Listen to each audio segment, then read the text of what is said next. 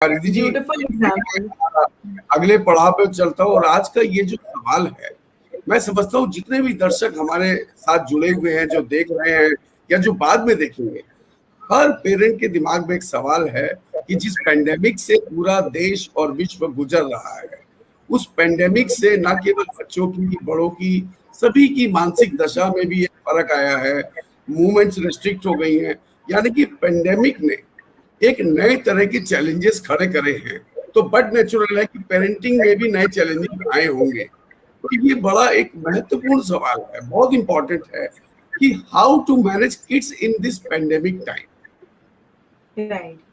सो अब जब भी कोई शॉक आता है, जैसे pandemic was a shock when it came, तो अचानक से एक बार तो लोग घबराएंगे, इट्स नॉर्मल।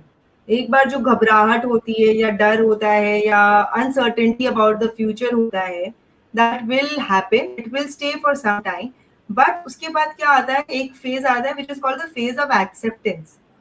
जब आप एक्सेप्ट करती हैं कि यही हमारा सिचुएशन है और अभी ये कब तक रहेगा इसका भी आपको आइडिया नहीं है, but you accept that okay I have to be in this situation for some time. So अभी भी कोई चेंज आए या कोई भी, जैसे काफी बार जैसे हम कोई फैमिली मेंबर चला जाए तो हमें काफी दुख होता है इनिशियली, बट फिर एक फेज आता है एक्सेप्टेंस का और फिर एक फेज आता है ट्रांसफॉर्मेशन का। So I think this pandemic is actually a perfect example. So first, of course, it comes as a sudden shock as a news. Then there is acceptance, and then there is hope, and then transformation and hope come together. कि ठीक है, तो अब अगर आप पूरे time complain करेंगी कि मैं तो थक चुकी हूँ, अब तो मुझे बाहर जाना ही है, अब तो मैं एकदम नहीं ये संभाल सकती, तो इससे किसका कोई का फायदा नहीं हो रहा और आपका तो बिल्कुल भी फायदा नहीं होगा। So come out of the zone of compulsive complaining, accept करिए, एम्ब्रेस करिए सिचुएशन को। So to embrace the situation, okay, this is my situation and this is what I have to do. So मेरा एक retail business था रिद्धि रेविका करके for fashion apparels. I had so many orders from so many brides. अब pandemic आ गया, उन्हें पता ही नहीं उन्हें आउटफिट चाहिए भी कि नहीं, शादी कब होगा यही नहीं आइडिया है। तो मेरे तो ऑर्डर सारे रुक गए, सारे बनते हुए ऑर्डर्स रुक गए। अब या तो मैं रो और उस सिचुएशन में घबरा जाऊं और बैठ के एकदम कोसू अपनी किस्मत को, एक ऑप्शन ये है मेरे पास। और दूसरा ऑप्शन क्या है कि मैं उस टाइम पे कुछ और करूं, जब मेरे पास कुछ है नहीं और करने का तो मैं और कुछ करूं।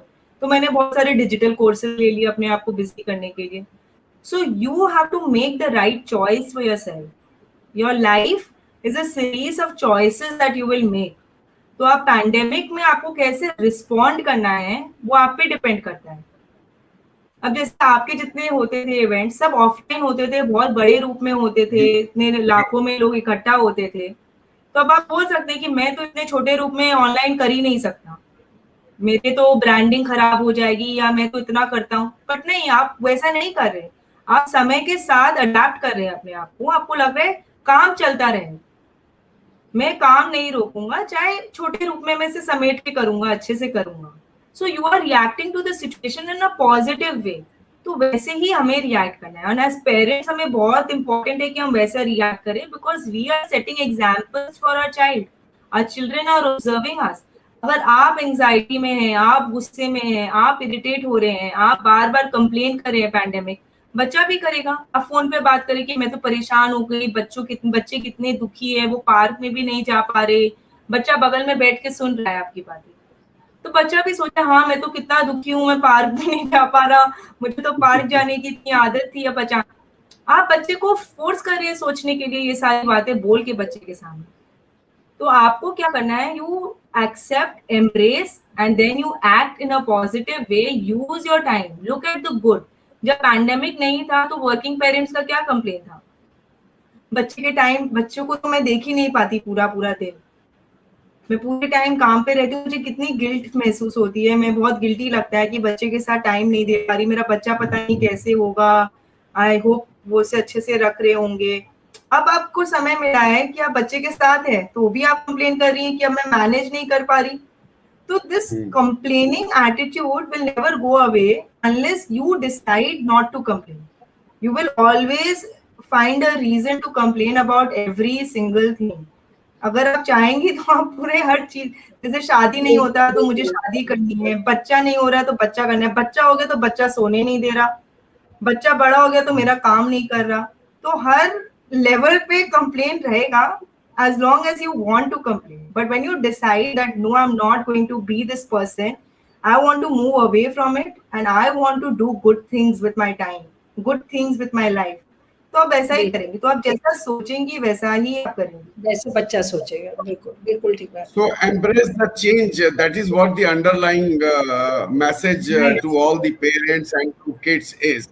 इसी तरीके से रिद्धि जी कुछ मैं भी शेयर करना चाहता हूँ कि आज ने भी ठीक ऐसा ही किया है। एक टाइम था, हमें एक इवेंट के बारे में अच्छी तरह याद है कि हमने एक आउटडोर इवेंट की पुराने किले पे और उसमें 10,000 ऑडियंस ने लाइव शिरकत करी।